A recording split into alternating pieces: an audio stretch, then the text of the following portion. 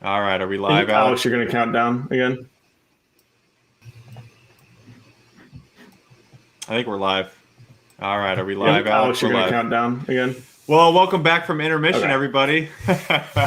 We're hope everybody had a nice bathroom break and got some snacks and filled up their drinks because we're back. Yeah, we just My internet must be really bad to crash the stream. it's that San Diego internet. It's special. It has an intermission built into it. So I guess. No, it's all good. We're learning the live stream thing. We're gonna get a lot better with it.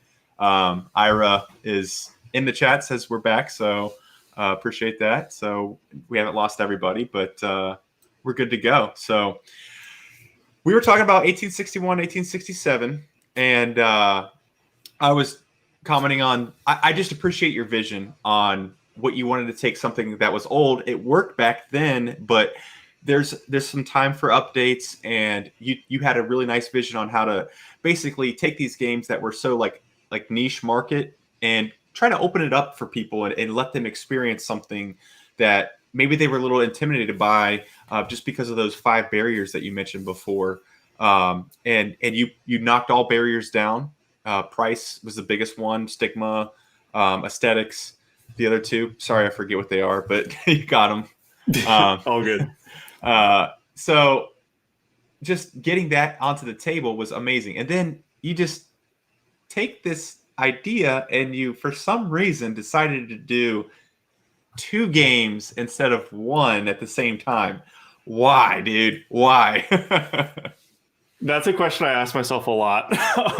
Well, because I mean, there were, they're sibling. I consider them to be sibling games. 61 and 67 are true. 18xx is a game system. 61 is its own game system within 18xx. It's almost like a subgenre, and so 67 is based off of 61 system. So it just made a lot of sense for them to me. Like 67 was.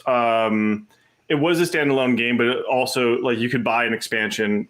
Back when 67 came out, you could buy an expansion to play it with the original components. And I just thought that it just made a lot of sense to me to say like, well, why can't they just both be in the same box? Like, why not? And I learned. I'm very glad with how it turned out in the end, but there's just so much work. Like, so say for example, I'm just gonna rant here for a second, but 61. On its own, the game has 8 major companies, 16 minor companies, 5 private companies. It has a national railway. It has all the tokens that go with all that, all the shares that go with all that. So it's like already, in terms of how components heavy an 18xx game, it's already like not that light. It's actually kind of has a lot of components in it. In addition to that, you're going to basically have to do all the graphic design for all this 1867 side. Plus, you have to do all the thinking of how do I make it so that these work together in the same box in terms of like double-sided components, like how do you make it clear, all that stuff. And also the rule book, there's like little rules differences that I didn't even get all of them in the rule book of making it so that they're all that content can all just be in the one thing. I think that was the hardest part, is that kind of what we were saying earlier about your 2 kids is 1 + 1 does not equal 2, right? Yes. And so, but I'm very glad with how it turned out, and it was just a lot more work than I would ever expected it to be. I appreciate that. So yeah. If you want a story of like where somebody else has done the similar thing and they're like, okay, I'm probably not going to do that again. When I did, I mean, this is nowhere comparable to 18x. I mean, 18xx is top shelf for complexity, and just before I say that, the rule book you did is so good. It just Thank you. It walks people into 18xx because there's so many components and elements to it that it's so alien to anybody that's played Euro games, miniatures, anything else. And you really do a good job. On that, but I'll let you finish your thought. I was just gonna say the Ruhrschifffahrt, when we did the German side and then flipped the table and you got the Ohio River side for the Americas. Just the different components for each one and how to organize that on the punch boards wasn't very clear. It was kind of looking back on it, it's like, dang man, I feel like I should have done a lot better at organizing those pieces. But and there's an entire factor that I thought I figured it all out. because I had the sticker sheet and I had all this thing laid out of how I try to think through, okay, how are you going to actually get this thing set up? Because a lot of people are probably not going to be familiar with 18xx. So I try to think through as best I could how you just even get the game set up.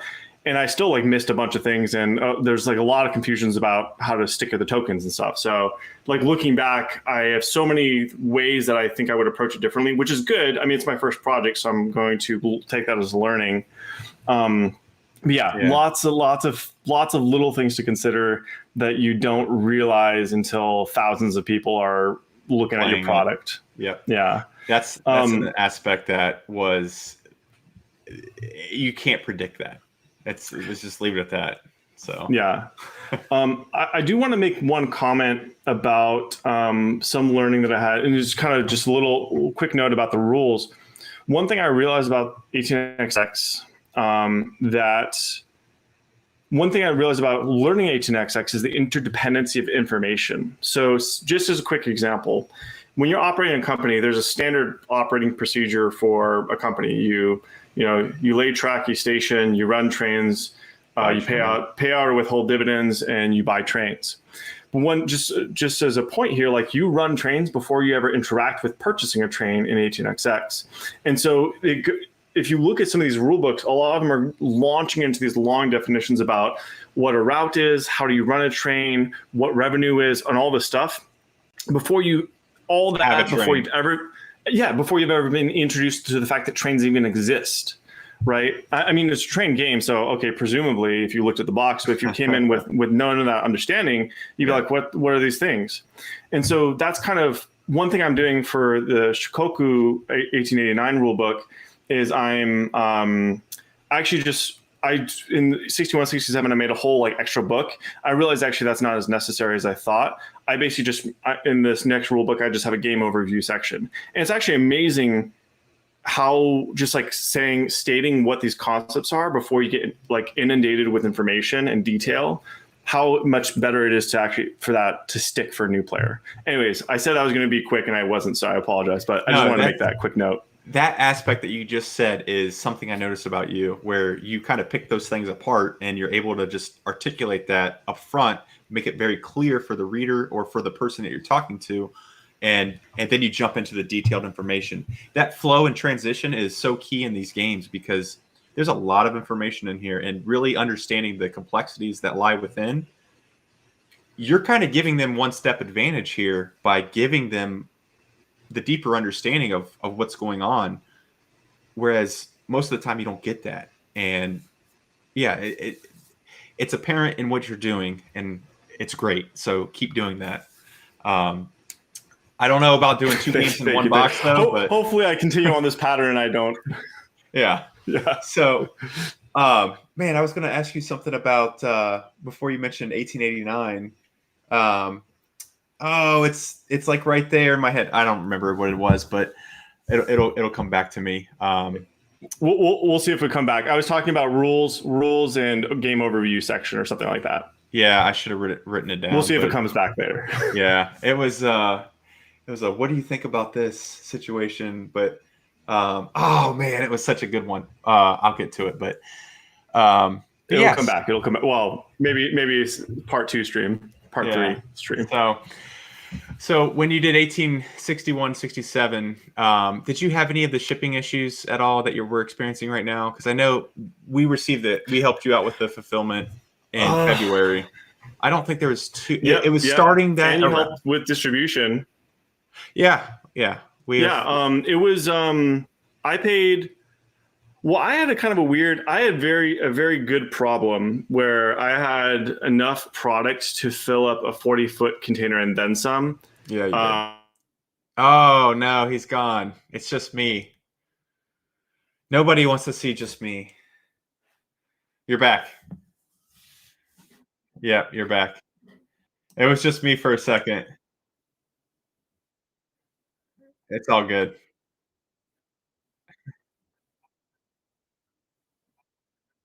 Problem where I had just enough pallets to.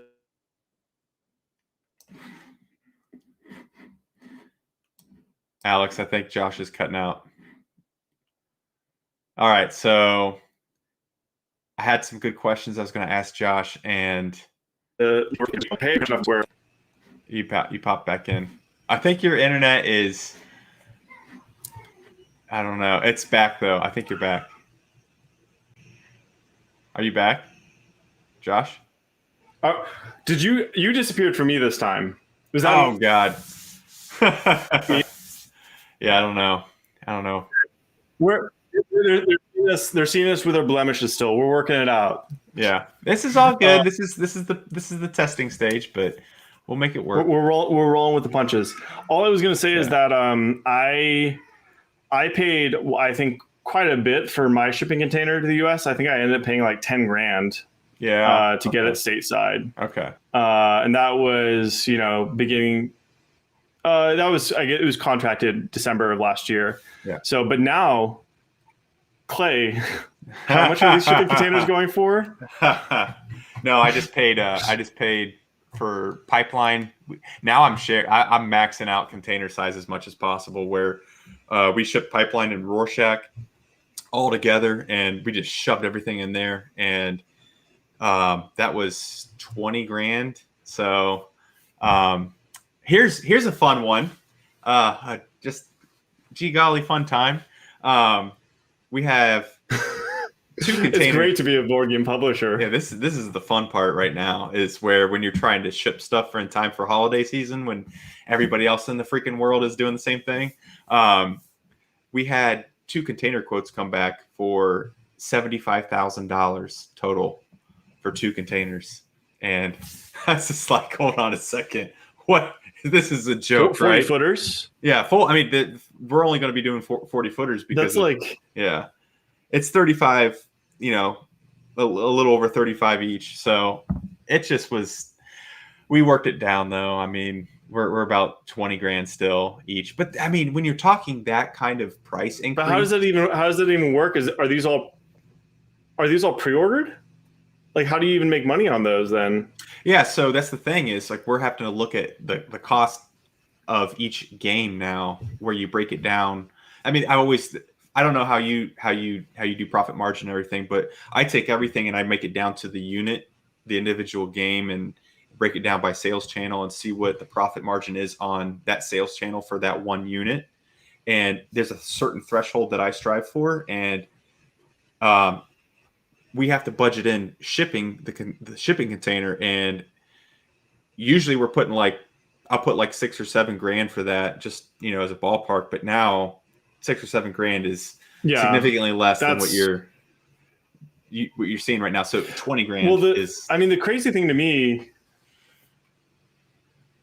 I guess the crazy thing to me is that, like, say for example, if you're printing, because say for example, if you all that's pre-ordered and you're able to charge shipping ahead of time, your cash flow, you got your cash flow problems figured out. But if you're having to basically fork over $75,000 for 2 containers of product that's yet to be sold to channel, I feel like they're going to be looking at cash flow issues at that point.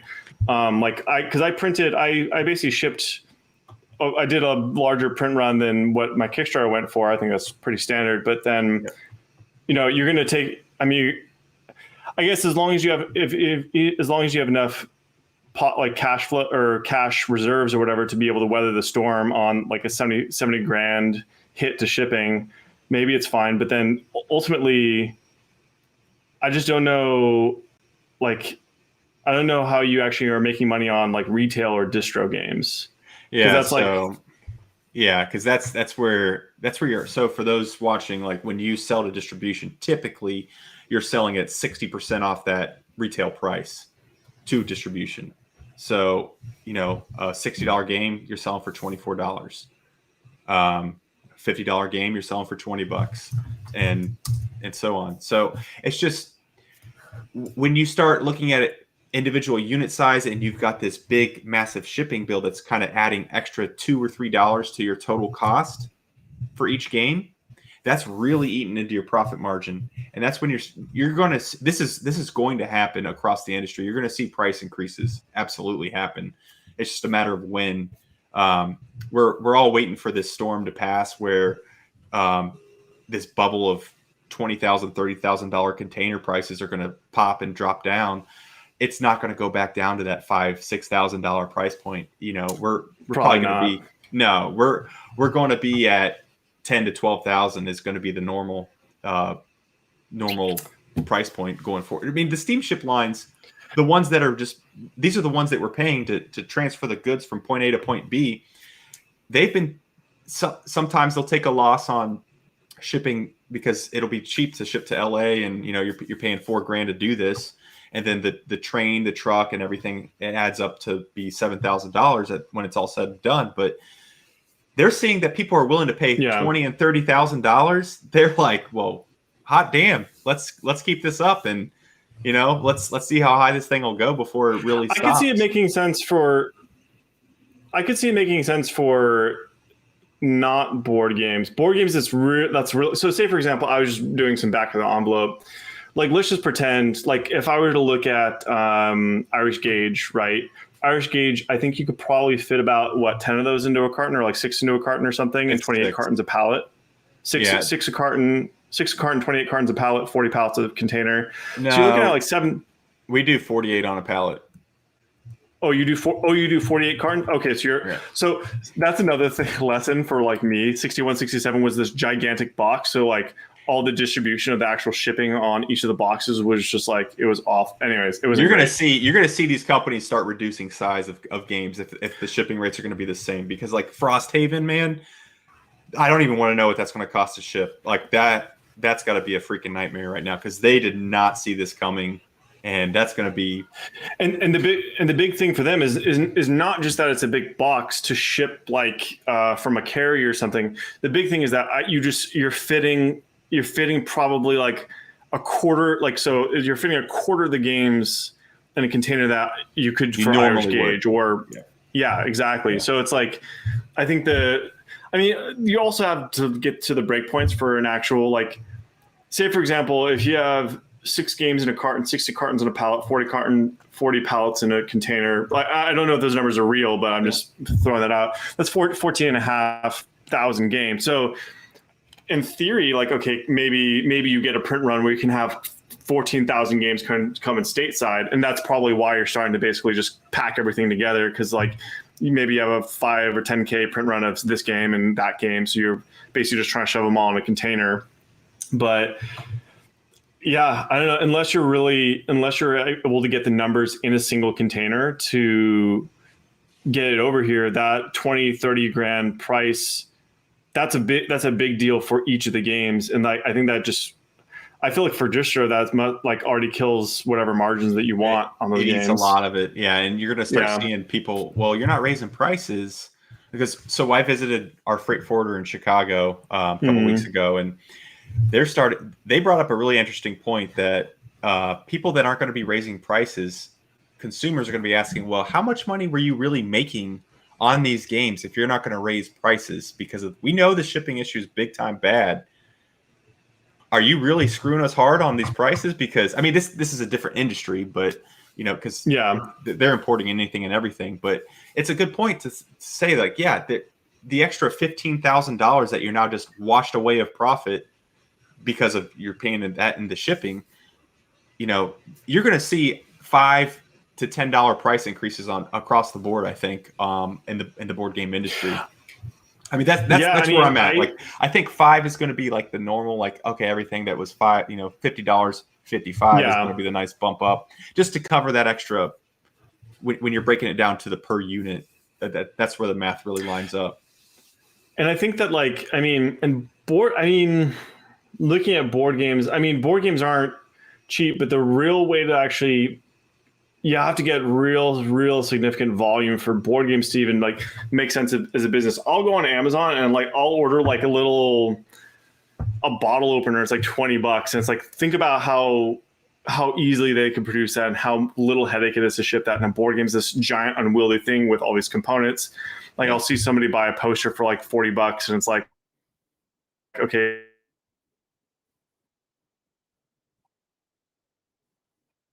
like already, and not all of them, but I feel like board games already is kind of like flirting with that, like those margins anyways, because a lot of people are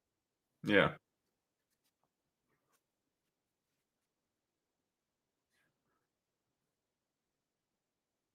As I'm like really not a good player. I play too greedy. But Yeah. yeah. Anyways, I think that I really, what would I say? I think I've come to appreciate 18xx in a very different way as I've kind of like gone on this journey of like trying to try all these different 18xx games and get. Oh, what we were talking about was the strategy. Sorry. So you're mentioning strategy, and I guess the thing I was going to say is like I as I get like down my journey of 18xx, I'm also like more reluctant to even talk about strategy because I'm realizing like I don't have like any authority to talk about what you should Yeah, or shouldn't you be doing in these do. You situations. do. That's the thing is like everybody's on different levels. Where you are at is totally fine. You can talk about strategy. Some people that are like Well, deep into it be like, well, that's a freaking dumb strategy, but good for you. but that's kind of also the beauty of 18xx is that like say for example, in some cases there might be an objectively right thing to do, but the thing I like about 18xx is it really, it's a group of players, and the group of players, through your decisions alone, you will decide who the winner is, right?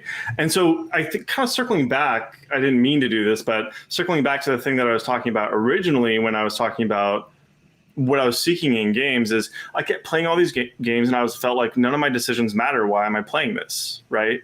And so I think that's kind of why I ended up on 18xx, because all of your decisions matter, and that's what the game is there's no luck, there's no chance, and you're going to basically build, you and 3 or 4 other people are going to build some kind of economy together, and you're going to decide your collective decisions are going to decide who's winner. I think that's a better way of saying it. Yes. But yeah. Anyways, sorry, didn't mean to launch into that tangent. No, it's good because I see Tim in chat. So is Mark Anderson. He's been hanging out a lot. But like Tim just kind of echoed what you said. The table that you're playing with determines the best strategy tactics that you're for that game. I mean, right? It's the players playing the game. Well, I'll say something. It's kind of like the players who think that there's one way to win the game are the ones who are going to end up losing, because what's so interesting about it is that you have to play off of, and this takes a while and some experience to get into, but you have to kind of be looking, and you can almost start to understand, almost like poker. Like if you understand like table dynamics where you're on the button, small, big, and all that stuff. Yeah. And then you kind of have these table dynamics where it's like the player who's left of you, you play against that player very differently than the player who's right of you. And you basically have some kind of this, even just the seating at the table has an influence over how the game will play out based off of, and that's also why priority deal, this concept of 18xx is so important, because that determines how a lot of the game shifts around. Yeah. Anyways, I keep saying I'm not going to go into tangents and jump into the stuff. And I keep doing it. You're talking a good point, and I think you should just kind of keep elaborating on that, because it's something that was not apparent to me when I first started playing 18xx, and it's still something I'm getting used to, with understanding the different dynamics of where everybody kind of plays their own role within the game. Yeah. Well, so I'll mention that. I'll say this, and then anybody in chat who plays 18xx is going to be like, "This guy's an idiot." Turn it off. You got Tim Cole. Tim Coles is like, praise the Lord. This guy's on. You're doing the right thing. So I'll say this, and there's this concept of left and right binding. So the concept is, and this is for 1830 style games. So 1889 is basically 1830 style game. But priority deal is this concept that you are the first person who gets to act in a stock round. In 18xx, being the first to act in a stock round is really important, because you get first opportunity to sell and you get first opportunity to buy. And so say, for example, if you're in a situation where somebody is running a company, you need minimum 2 shares to basically, there's something called the President Certificate. It represents 2 shares. Best, because if you have too many shares of a company somebody could treat that company really poorly and give it to you as a gift. And I won't get into the reasons why that can be bad, but you don't always want to be a company because you might be on the hook for, well, I guess I'll get into the reason why it's bad. You might be on the hook for purchasing a very expensive train for it out of your personal cash. So priority deal, why that's important is because you can, if you have priority deal, nobody can mistreat the company before you have an opportunity to sell it. But this left and right binding, and I'm kind of trying to keep this as simple as I can or short as I can, but this left and right binding is really important because priority deal, how it's given at the end of a stock round is it always goes to the player who's left, or at least in 1830 and 1889, 1830 style games, it goes to the player who left of whoever took the last action. So what that means is if I take this last action, if I take the last action, that means priority deal goes to the player on my left. Right. If anybody else takes an action that's not me, priority deal is going to end up somewhere else other than the player to my left. So I know this is hard to visualize without like graphic or something like that, but yeah. I'm the only player who can give priority deal to the player on my left. So I can basically, so in the sense where if I can possibly safely invest into that player's company to my left because I'm the only one who controls if they get priority deal or not. So if somebody else gets it, then they can effectively never dump the company on me. That's not always true. Because you're so far away, yeah. Right. Well, so somebody else is going to act before them. They're not going to have a chance to sell before you get a chance to sell. So it's not just about going first, it's about who you're going ahead of, right? But that took me many 18xx plays to kind of start to understand why priority is so important and why that mechanic works. Because a lot of people will go in and play 1830 and think, well, priority is broken. Why is priority distributed that way? Why don't they do password or something like that? But that's kind of it's like this core mechanic that's so simple, but it's so it would not be the same game if you took that away. I'll just put it that way. That's on another level. I have not experienced the depths of that yet.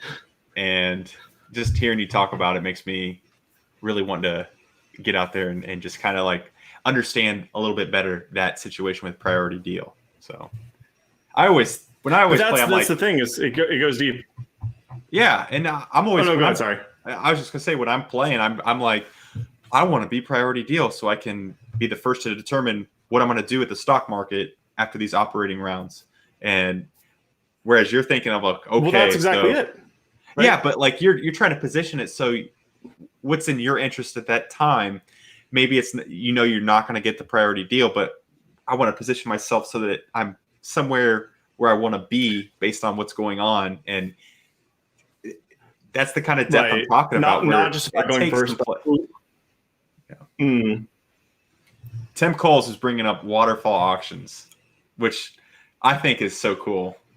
Oh yeah, So that auction, and so go ahead. Sorry, I was gonna say, isn't 1889? Is that a waterfall for the privates? I believe. Yeah, for the privates. Okay. But the waterfall or reserve bid auction, it's important. So this also took me a while to understand, but why that auction system is kind of important for 1830 style games, and there's this other kind of thing. So I'm not going to explain. No, you don't have to explain the waterfall auctions but like work. He's just asking like why isn't this mechanism used elsewhere in games? Because it's a unique element where you're auctioning off 5 or 6 things, and you don't actually start purchasing things until somebody, I think, purchases the topmost item, and then it starts falling down or something. I forget how it all works, but so exactly, yeah. So you bid on something. Only the very top thing is available for purchase. Everything else you have to basically bid on it to when it becomes available for purchase. Then you have the right to participate and buy it or participate in the auction. There's 2 reasons, at least I think, and people in chat will probably correct me. There's 2 reasons I think it isn't as necessary in other games. Is one, typically in 1830 style games, you don't have the ability to pay what the privates are worth. You don't have the capital to actually pay what they're worth, because they're worth far more than anybody can. So you're bidding with opportunity. The second reason is because priority deal, the waterfall auction, it's so pivotal because it determines where priority deal lands. And that is, wow. It like take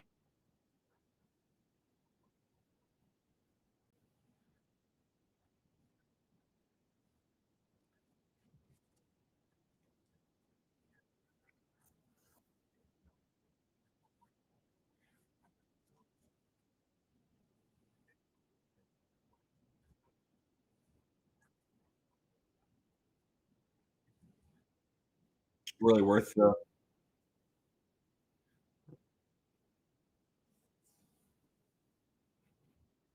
who gets, and there's a whole other mechanism around if everybody passes, then all the privates pay. So you want to have the private that pays the most, so that you're not the one who's forced to buy the B&O.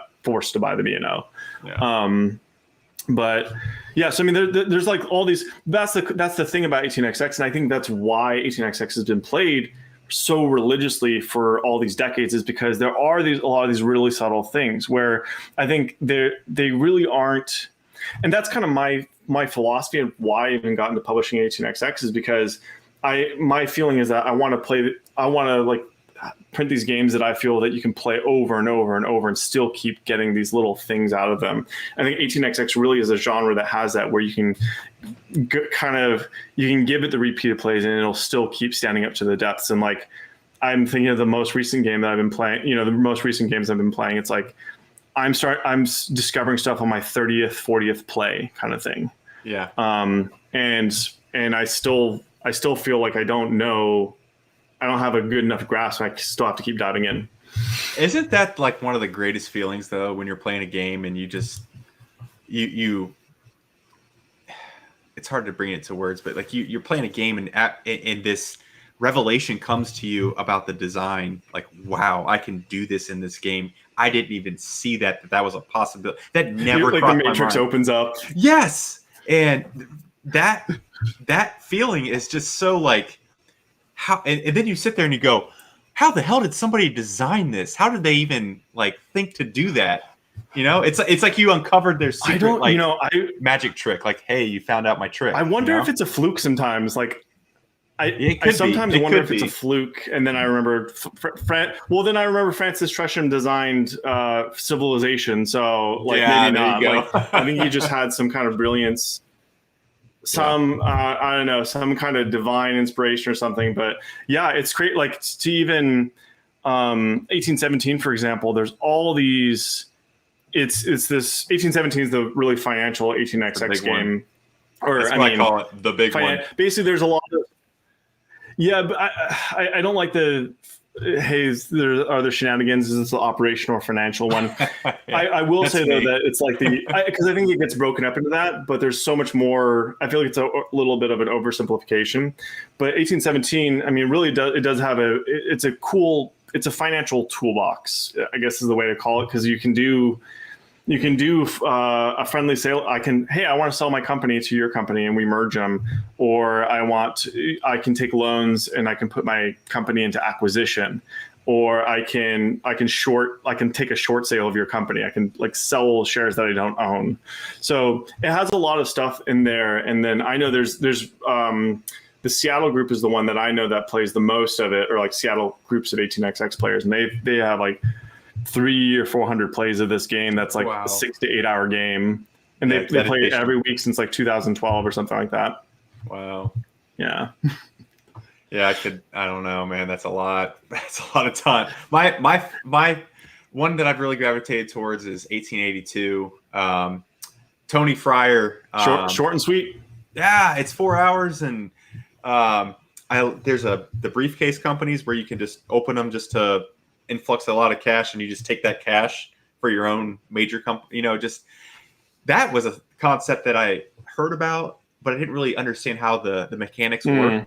And pulling that off is kind of challenging, because you got people that are kind of like watching you and making sure that and you got a ticking time bomb of all these things happen. Well, you're gonna have to buy a train now. Yeah, and all this.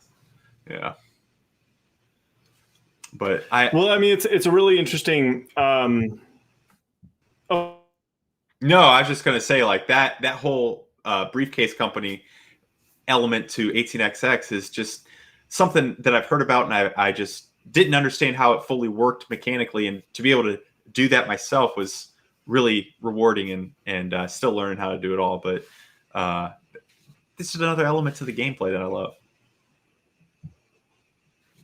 Yeah, and it's like a little it's very interesting how players can find these little things. So like the thing that I like, my unicorn off in the distance, that's something that I would like to do one day that I still haven't done. There's like this legendary 3-company dump where what you do is you have three companies. So let me just quickly explain this concept. So what Clay is talking about is the suitcasing. Basically, if your company has a route, it is compelled to purchase a train if it does not own one. And if the company does not have enough reserves to actually purchase the train on its own, then it dips into the president's cash. If the president doesn't have the cash, they sell shares. If this president still can't raise enough money, they go bankrupt and the game is over. So that's fine if a train's $80, but when trains at the end of the game, a diesel train's $1,100, so it's more than most players' net worth by that point in the game. Then you're staring down a very big, what we call like liability, a train liability. So this 3-company dump concept is that, so you have two permanent trains. What you do is, or you have two companies with a permanent train in each. I'm going to screw it up because I've never actually pulled it off myself. But basically what you do is, so that thing that I was just saying, so I have a company that it needs to purchase a train. Okay. What I do is maybe I don't need two permanent trains, but what I do is I have these 2 companies, one company with a train, 2 without a train. I take this company and I go deplete its cash reserves, and I sell all my I use all my cash. I still can't raise enough funds. What I do is I sell shares to continue raising funds, but I sell the presidency of this company. The other one that doesn't have a train. The other one that doesn't have a train. So if somebody else is holding 2 shares of it, so it's not. So I get, basically what happens is I technically get priority because I get to sell shares that are outside of the stock round. I get a moment I can sell shares ahead of you. Like an emergency sale of share. Yeah. Exactly. An emergency sale of shares. So what I do is I sell, and then I dump the company on you in the middle of the stock round. But you have to do it. And the only reason it works is because you can do the forced sale to sell this, and then you can sell the shares and transfer the presidency. You can't do that in 1889, but that's like the classic dream thing, because they get priority over you. This other player gets priority over you, and they think, well, you can't dump it. It's like, okay, that's the Grand Slam. And then for everybody listening, that is the 18xx Grand Slam right there. We just heard it. I don't know if it's going to happen, but you got to let us know. Because I've played a couple hundred 18x or however many I've played. I don't actually really count. And I haven't been able to pull it off, but maybe you will. That's cool, man. So, I guess what got you into so you did, just kind of recapping everything. We did 1861, 1867. What made you go to 1889 as the next, and how did you get the license to do that? Yeah, so I mean, when I started Grand Trunk, that was the goal. I wanted to sign, because I thought this is it is the classic beginner game. I feel it's the classic perfect first game to play, but a game that you can keep playing over and over and over, and still, it took me 20 plays before I saw some of the subtle stuff in the game. So it was always the perfect game in my mind. And I actually wrote a blog about this, but basically I was hitting up Acatus I found him on Facebook, I think, and I was basically messaging him constantly. I was really being really annoying. And my brother-in-law is actually Japanese, so I had him translate my message. Yeah. And I was getting nothing. And I hit him up and just nothing for months and months. Yep. And so I mean, I hope I wasn't being annoying. Maybe he would say No, otherwise, you're but probably you're just doing your thing. You want to get a response. You're being persistent. I was just, I would check in once a month, and I was actually going, I was going to go travel to Japan, and I was thinking to myself, I can't like go to Japan and be in like Tokyo. I don't know where you live, but I can't go to Japan and be like literally in the same city as this guy and not at least meet up. Like, even if I'm not like signing the game or anything, that's whatever. Like, at least can I at least talk to you and like hang out or something? And so anyways, like, I think it was the day before I left or maybe 2 days before I left or something like that. I message him and he finally messages me back and he says, okay, let's meet up. Oh, and wow. And luckily yeah. And funny enough, the moment that he texted me back the first time, I was playing 89. I like took a picture. I was like, look at what I'm doing. Like, Nice. so, anyways, I was looking for a translator, and a classmate of mine, an old classmate of mine, he happened to be working in Japan and he's fluent in like both English and business Japanese. So he like knew, so he like, we set a thing up where like we went out to get like barbecue or something and we just had a conversation. And the whole time he was like, we actually talked, we didn't even talk about 89 for like the first like 2 or 3 hours that we were talking. We were just talking about stuff and board games and all that stuff. He's a really, if you check out Kato-san, he also designed Shadowhunters, which is kind of like a old game. That's yeah. Not So that like old. he well, okay. Well, like so it's like but that was like one of his earlier designs. He designs escape rooms. So he's really cool. Like actually CV, like just in terms of all the stuff that he's done. But so we're talking for hours. Eventually, we get to the point where he's like, okay, well, like it sounds like you probably want to discuss the game. I just want to let you know that I don't have the rights to it. It's with Deep Thought Games, who's like an 18xx publisher. And then, so, which is funny because I had been messaging Deep Thought beforehand and I was asking, hey, is this like, is it okay that I'm messaging Akeda-san? Like, I don't, and then they said like, well, we have no, Deep Thought said they own the graphic design, but they don't own the game license. And so, long story short, I go back and forth. Like, so we had that dinner and we were exchanging messages for a couple months. And eventually I came to that conclusion that like, actually, like you have the full rights to sign the game if you want to. And then after, we hammered out a contract and he said, sure. So that's the story. So it's lots of, I guess, persistence and trying to, and I mean, he's a really, really sweet guy. So like, and we've been talking and he's been very involved in actually the development process in terms of like doing some of the historical research, doing the, basically trying to make sure that we're, representing everything, I guess, accurately in the game. But yeah, anyways, that's the story of how it got signed. Wow. Yeah. So did you go to Japan just to meet him, or you were just going there for more of a vacation? Yeah. So I mean, my wife and I, we just wanted to. I don't think we got cheap. Like it was actually our second time going to Japan, and we just really liked it. We wanted to go again. And I just happened to be, we got cheap tickets for cherry blossom season, which is why we went. Because we were like, like $600 to go. $600 to go like during the season. That's awesome. So we just that was the main reason. And then it was just coincidence that and so he I don't like I'm not gonna like say he lives in like the Tokyo, we're not gonna give anything out. Yeah. But like he lives in the Tokyo area.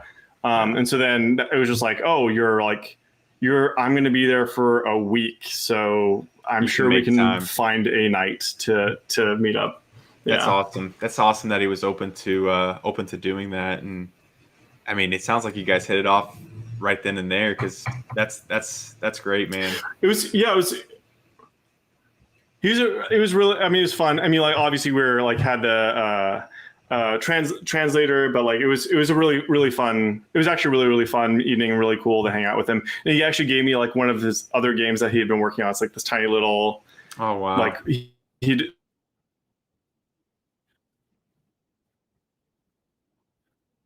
Yeah, Shadowhunters. I remember this game.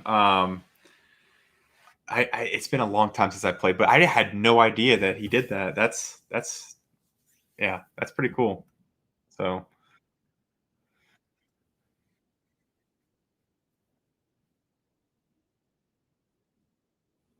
I think he might, like, I'm not even sure if they're on BGG. Maybe they are. I'm not sure. But yeah, but he's been really involved. So one thing, I mean, so for 89, a big thing that we've been working on is so I'm probably like overly, so our process is we just like got into like research for like a few months actually, where we were just reading about like history of railroads in Japan, history of just general history of Japan.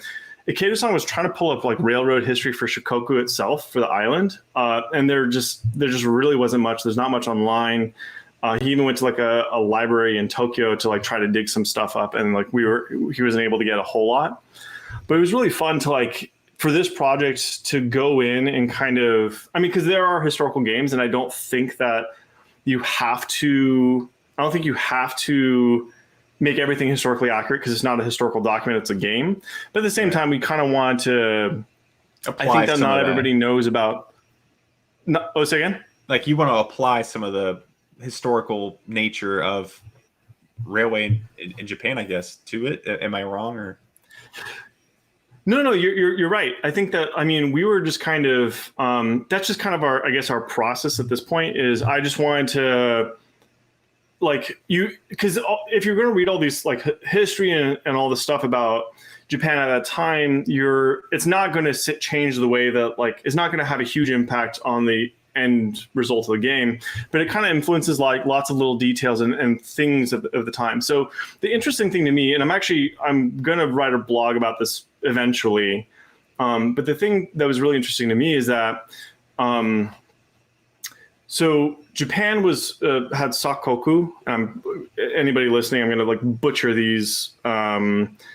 any of the Japanese terms, but sakoku meant like closed country. So it was closed for like 200 years, from like 1650 to 1850-ish, not exactly.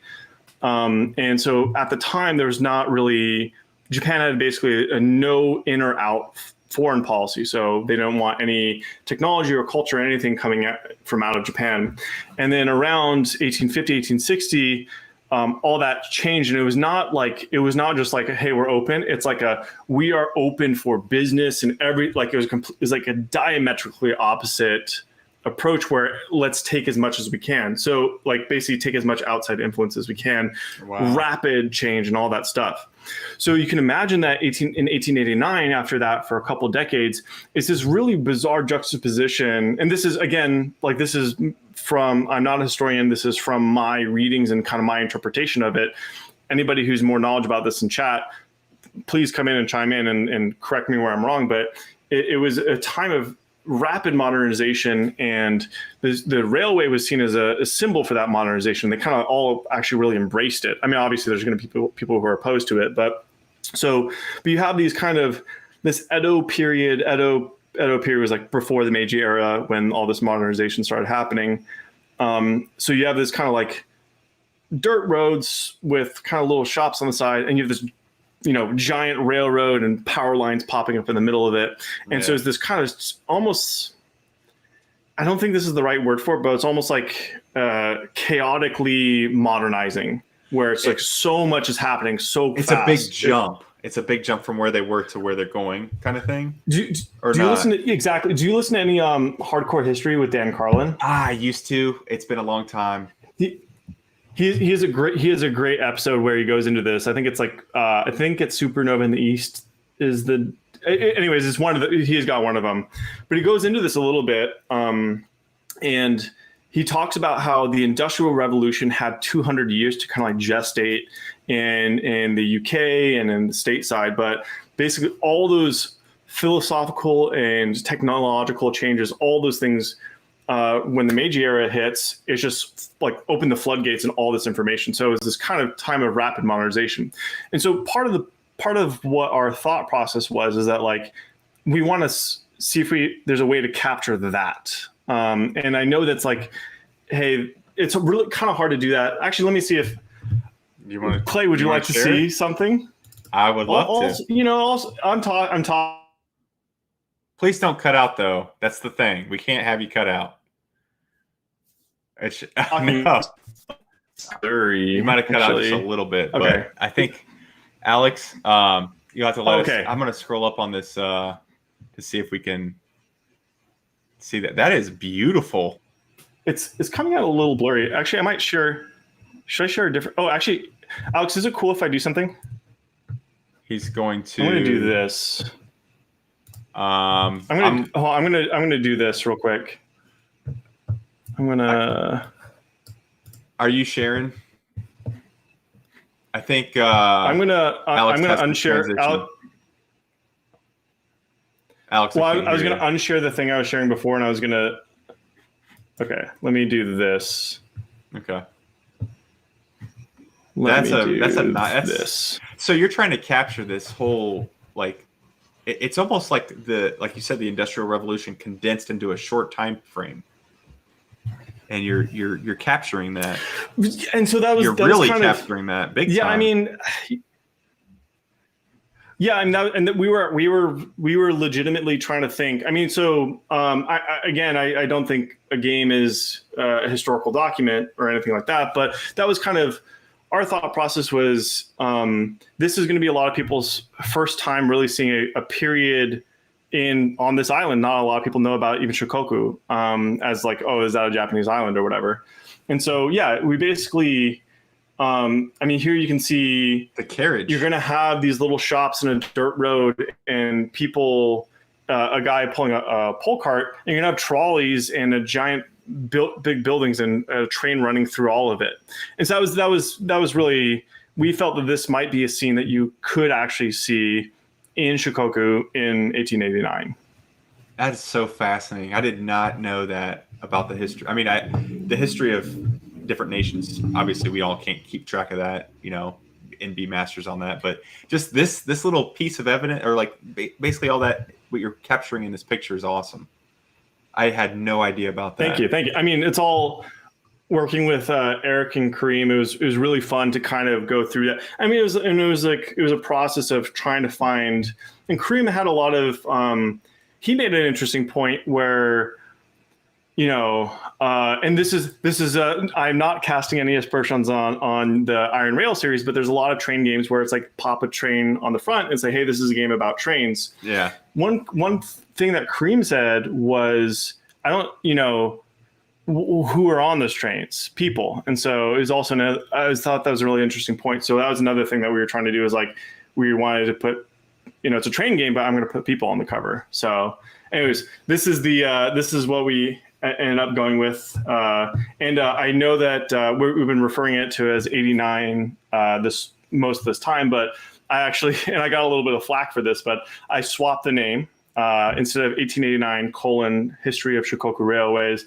I flipped it for Shikoku 1889, and that was yeah.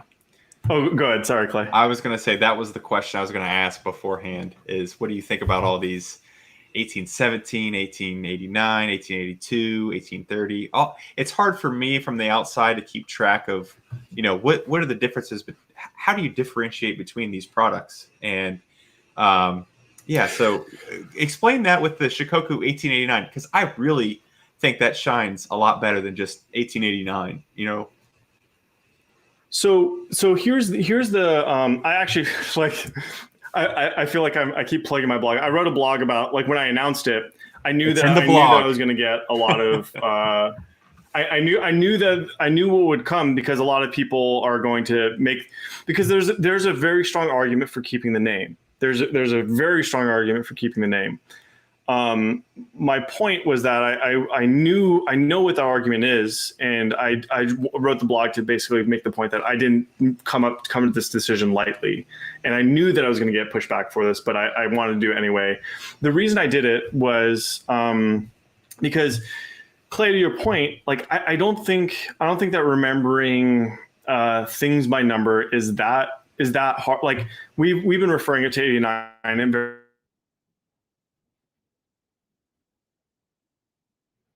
hundreds of games, and it starts to become really, really hard to keep track of them. There needs to be some kind of like mnemonic like connection to what that number means. So I think a lot of people like, and like, again, kind of coming to that full circle to what we were saying before about these barriers to entry, I just view that as a possible source of being a barrier to entry, where it feels really challenging when you're inundated with all these different titles and it's hard to keep all the numbers keep track of all the numbers in your head. And I remember like bless her, but my wife, like we sat down with Akeda-san for hours. I had been working on 89 for, I'd been like working and looking at 89 stuff for months, if not years. And she was still like, oh, which one's the Japan one again?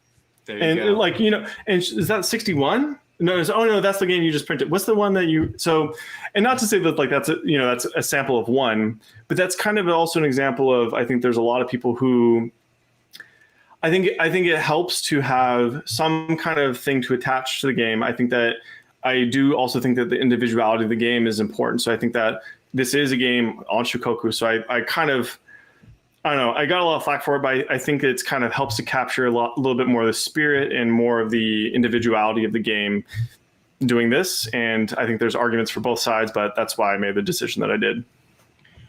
One might say that calling it Shikoku up front does justice to the period and the time, place, and the actual physical location where it takes place. Yeah. And so I think that there's a lot of arguments for keeping the original title, like a few of them being like you're part of a genre. So say, for example, if I were to say like Brass, Birmingham, and Lancashire, if I were to call it Lancashire : Brass and the other one Brass, Birmingham, or something like that, I could see people say, well, it's all, that's part of the same series, so why are you flipping it? But I think in this case with 18xx, I think there are quite literally hundreds of 18xx games. I think that's part of the challenge that it's up against, is that you're, how do you make it so that you have an identity in that sea of other titles?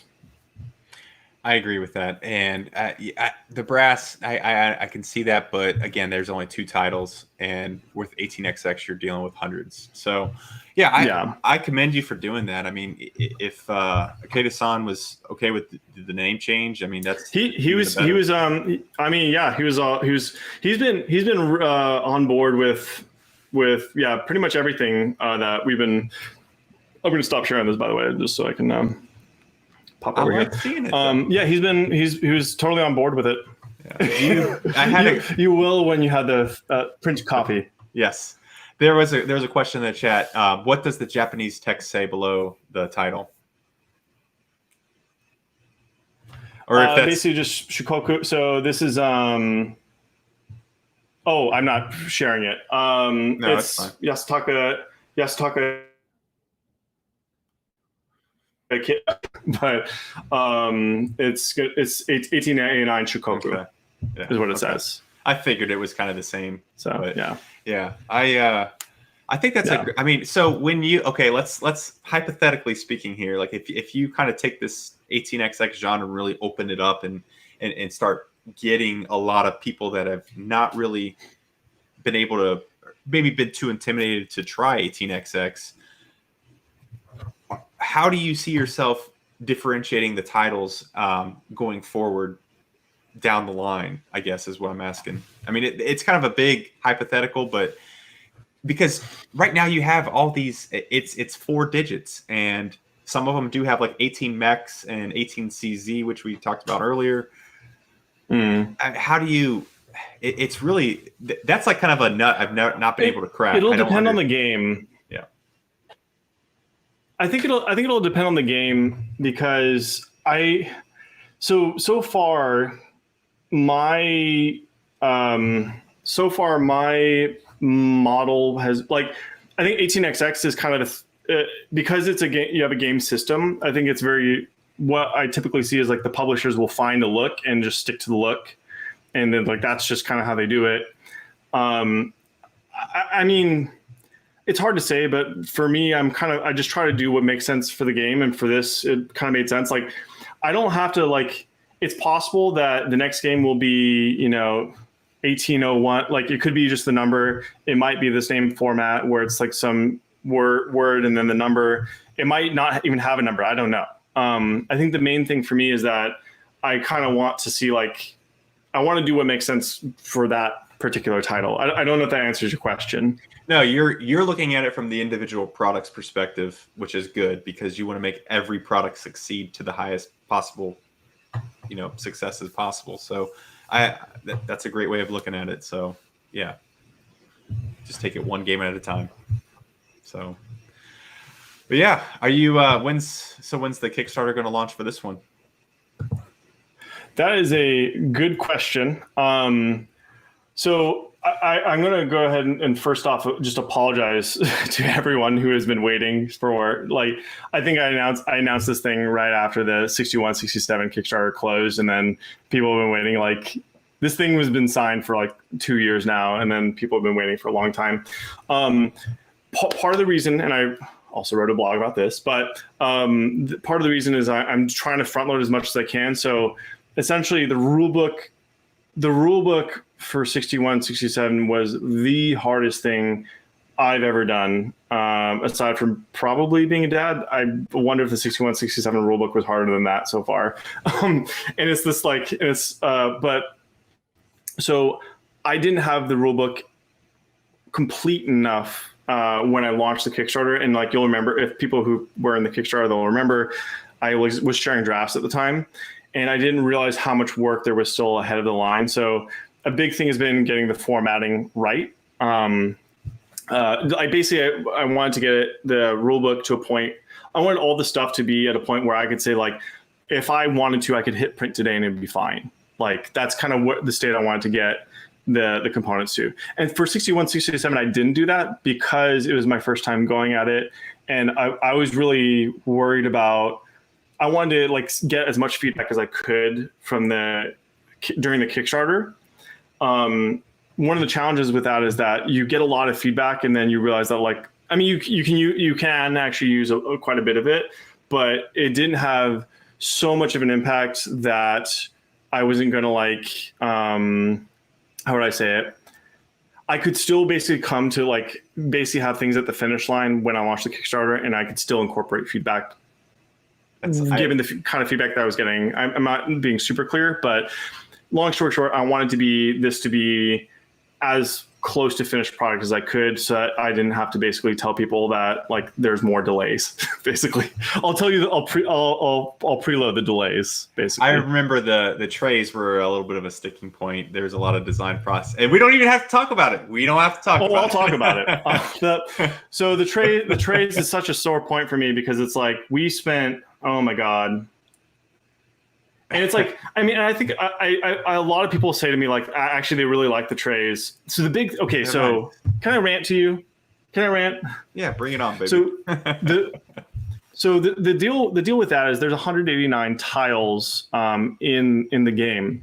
And so there's so much you have to do to, like, make it make sense logistically to pack all that in the box with punch boards unpunched, all the trays to nest correctly, the height of the tray, all that stuff. So we had to come up with the hex grid just to make sure everything could fit all together. And even then it didn't work because we had to basically redo the trays again, still following the hex pattern, but we had 32 tile wells before, and we had to shrink it down to 24. And we're still just trying to cram, like, you've seen the box. It's like, it's 110 millimeters tall. Right, it's not Gloomhaven size, but it's up there, and it was packed to the brim because we were just trying to figure out how to fit all this crap in it. And so that was, like, it was a really sore point for me that the trays didn't work on the standard track, like the traditional track side, because we were working really hard to, and all, like, you can look at my Kickstarter updates. I was testing all the prototype trays with tiles, with the same basically mold and all that stuff, tiles. And I was using it perfectly, and I knew that if there was any kind of, like, a moment of where the trays were difficult, people wouldn't use them, and so that's why I spent so long on it. it's just the vacuum forming process, the way that the tiles turned out. It was too precision. Like, yeah, how to get too much precision on the trays to actually make it so that they could function the way that we intended them to. And so Craig, who's the engineer who basically put them together, like I was, do you ever use calipers, Clay? Like the little... Yes. Yeah, to measure thickness. Yes. So I was getting this thing down to like the error like tolerance of like, you know, 0.5 millimeter, because I was looking at it because you have to have the bump a certain way for the tile have the bump a certain way for the tile to rock and clear the top. Are you doing the we had that on that? Yeah, well, I know what you're talking sits in the tray like this. Yeah, and when you push it down. So no, we had the clearance angle. The bump had to have a certain height. There had to be. It was way. So I mean, in hindsight, maybe it was just way over engineered. We were trying to do all this stuff to get it to actually be able to fit in the box and make it make sense. Because like and the reason you have to go for the hex tile wells is because you have to get the right counts. Basically, you have to get the right counts for the number of tile, like the number of variations of tiles that are in the game. Yep. And so all those have to make sense, as well as the quantities that the tiles come in. Like you have to have the height of 5 tiles per tile well. Anyways, way over engineered. The next one that I'm going to do is probably going to be a little bit simpler, and I'm probably just because I don't feel like I don't have the control I would need to get the product that I want. And that's the thing. Like, it's just hard to do that when, you know, I am relying on a mechanical engineer to build this thing, and I'm getting the printout, I'm getting the prototype, and then. So, anyways, I'm still planning to do tile trays in the future, but I'm probably going to make them a little bit simpler than I did before. Yeah, because the factory, I don't think they have the tolerance to do 0.5 millimeter with the. I mean. Yeah, and so yeah, I mean, it's like maybe it was could have been a little over engineered. I think that the go ahead. Sorry. I was gonna say, I think that speaks to how much you care about the project, because like there's a lot of Kickstarters out there that, you know, you back it and you're not gonna. I mean, it's gonna be delayed forever and ever and ever. You delivered, and I know there's some mess ups inside the box, but it's a solid from one person doing it, and your first time doing a Kickstarter, your first time producing a game at a factory. That kind of quality, it speaks volumes for the kind of work that you did. So I think it's great, man. I appreciate that, Clay. Thank you.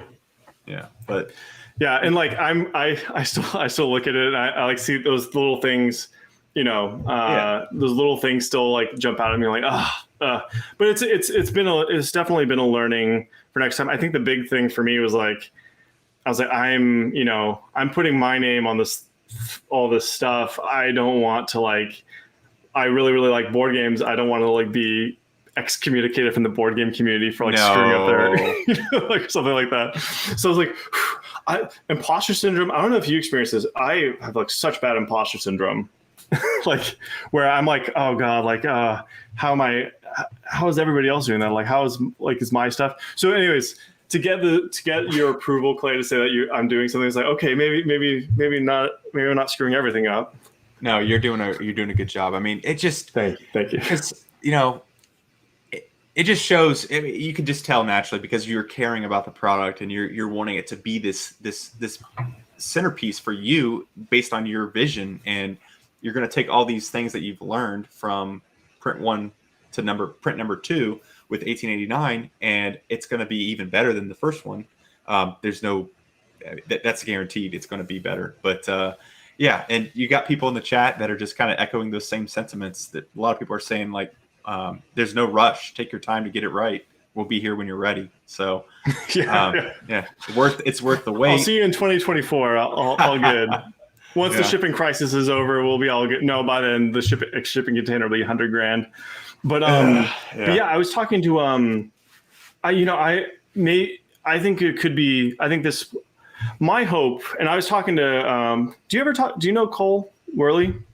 Yeah, I've spoken to him a few times, yeah. So I was talking to him, and like Cole's got a really awesome, he has a really cool perspective and vision on it. Because I was talking to him, and, you know, I was saying like, I think I might be able to do like a like 4,000 unit print run or something like that. He's like, go bigger. He's like, go 10K, go 20K, go 30K.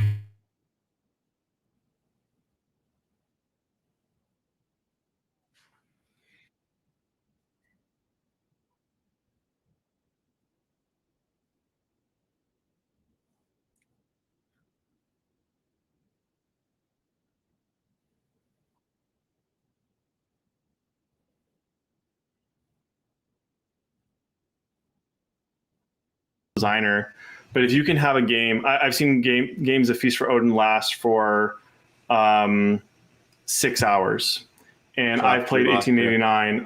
I played in 2 hours. So I think that, like, hey Josh, I think that there might. Oh, you're back. Oh, I'm back. We just lost you for like 20 seconds. It's okay. You're good. Okay, where was I? I was saying something really profound, I think. I know, it's a very philosophical moment, and I was just going to say, I was making a really long-winded point, but I was just going to say, like, kind of, is there a way that you can basically reasonably see that an 18xx game is just on the same shelves as all these other games? And that was also part of it, was like, because a lot of people you can't make 18xx. Like, I was thinking about this, because you can't make 18xx just cheaper than 18xx. You have to make 18xx basically in the same category as these other games. So I was looking at pipelines. Like, your Kickstarter it's like stellar, and the Kickstarter was $50. Not that price is everything, right? Or you look at Root, $60. So, like, that's kind of this.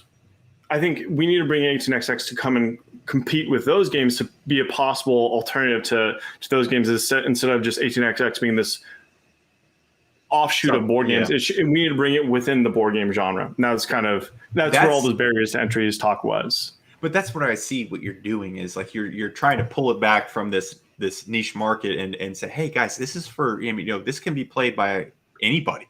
And that was the big thing, because I was always like I was saying, it's like I used to think it was like this one thing where there's people cooped up in a room with calculators and all that stuff, and then I played it and I was just totally like, oh, this is what it, like, I mean, I enjoyed it. This is the big reveal, like, ooh, this is it. Like, yeah. There's no calculus involved. Okay, I mean, yeah. So, but my hope is that like, I don't think I'm the best rules writer or anything like that, but like, I'm hoping that the approach that I've taken to this new approach that I've taken to the rulebook, with all the learnings I had from 61, 67, with the aesthetic, the price point. I mean, it's going to be a fairly competitive price point. I mean, I know that I know the shipping and all that stuff's crazy, but I'm going to, like, my goal is to basically just, like, make it so much value that it's like, oh, how could anybody knock back it? That's like kind of something like that, where it's like you raise the bar on all the production and you drop the price, and there's just nothing you can do but to back it. Or yeah. I mean, possibly, I don't know. I think when people, like, 1889, I'm not familiar. I have not played 61, 67. I've had it out on the table, got it all set up. I've actually never played any of the 18xx's I own. Isn't that weird? But you're a father too.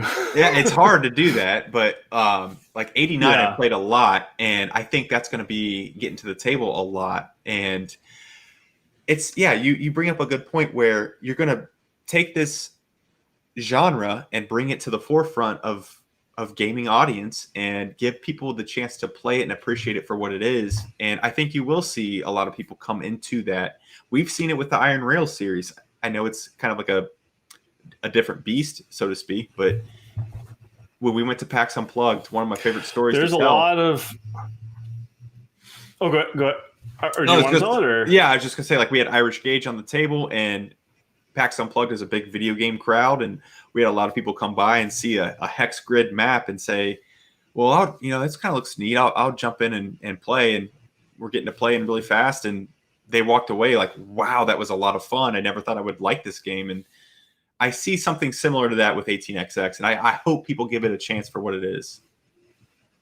Yeah, and I think So I mean, that's the hope. I'm hoping that I'm doing I want to do right by the game, so which is why I'm taking my time. But I think once I start kind of showing the stuff, I've shown like little tidbits.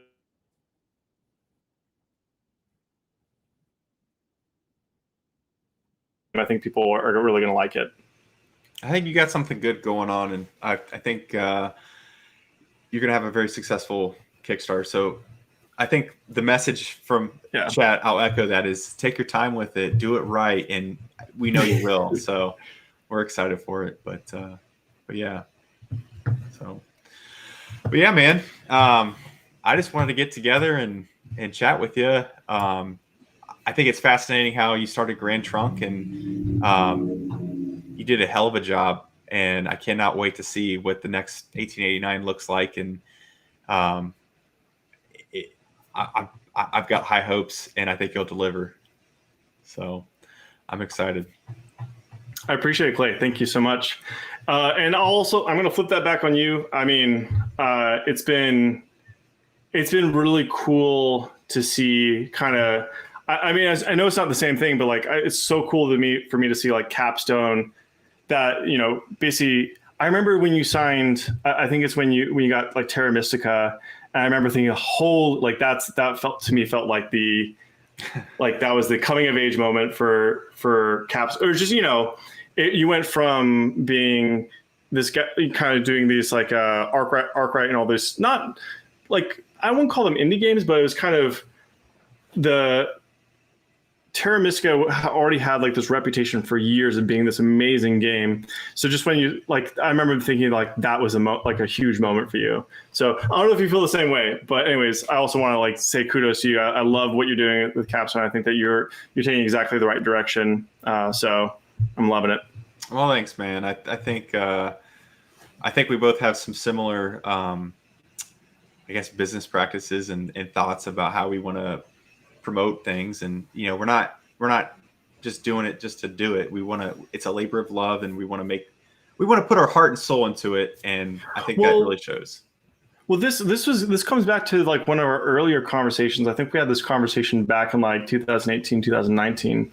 But I think I remember you were saying that like, because the whole deal with Capstone is that you were basically trying to say, I don't mean to put words in your mouth, but like you want to play games where your decisions matter, right? Yes. You want a game that you know, when you're playing, you know, Irish Gauge or Arkwright or Pipeline, all these games where you're like, they're rewarding to play. And it's not just kind of a game where you can go play it once, one and done, and be, okay, that was good.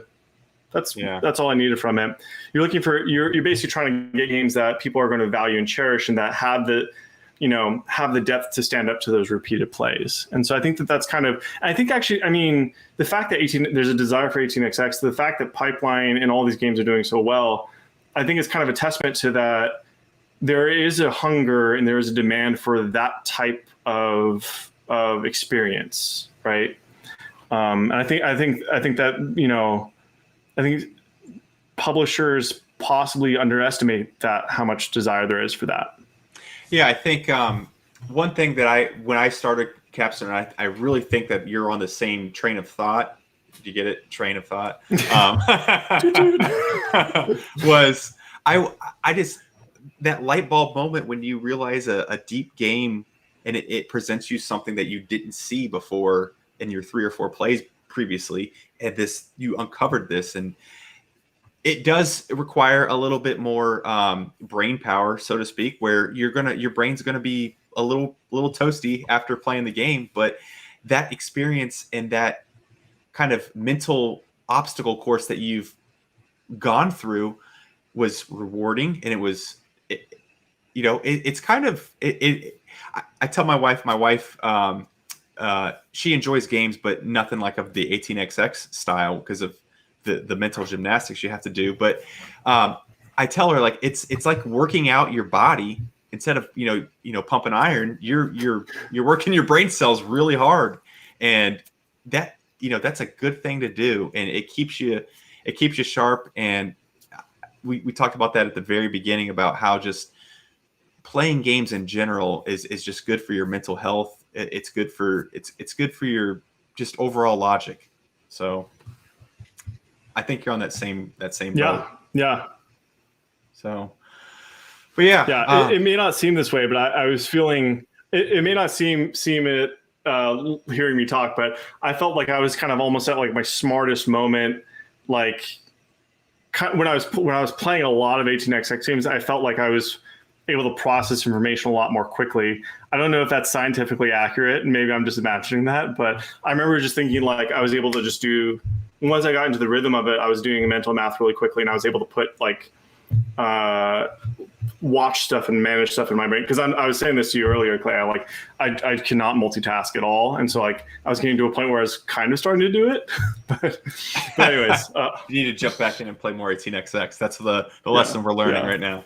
Yeah, one thing I do want to say is like I have a theory that like games like Lignum, 18xx, where you're planning for future turns, it gets you to implement those same processes in real life where you have to do all these tasks. Yeah. What are the repercussions of each step along the way? And if step 5 can go either A or B, you know, what does the rest of the process look like to get all the way to the end, your end goal, you know? And you just kind of like, I will tell you. Yeah. Well, I was just going to say, like, I recently, like, I've optimized my like morning breakfast. I think board games have helped me optimize the way I cook breakfast. So like, because you have concurrent work streams that you basically need all of them to arrive. You basically want to deliver all of them at the same time. So basically, okay, put bacon in the air fryer. Okay, that's 10 minutes. All right, I'm going to start heating up the pan. That'll take 2 minutes. I'm going to start grinding coffee. Okay, I'm going to do the fresh press for 4 minutes, but I actually have to bloom it for 30 seconds.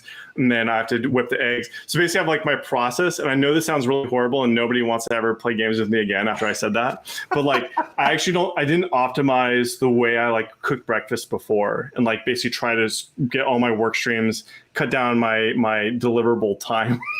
So I get a full breakfast in 10 minutes now, but anyways, everything's a embarrassing game. Myself. So. Everything's a game. It's all efficiency game. That's what we live in. So, but yeah, Josh, I appreciate the time, man. This has been a blast, and I know there were some technical difficulties. Let's do this again. This was fun. Yeah. I was kind of nervous. I was like, is Clay gonna lay into me on this thing? But no, this is so fun. I'm happy to join. If you'll have me back, that is. But I'd be happy to join any other time you want me to. Absolutely, I'd love to catch up with you once we get 1889 going, and maybe we can look at some other components in there and just see how this whole process is going. But like I said, great time hanging out with you, and everybody, thanks for joining in the chat. Hope you enjoyed it, and maybe we'll do this again next time. Sure. Thank you, Clay. Thanks, y'all. See ya.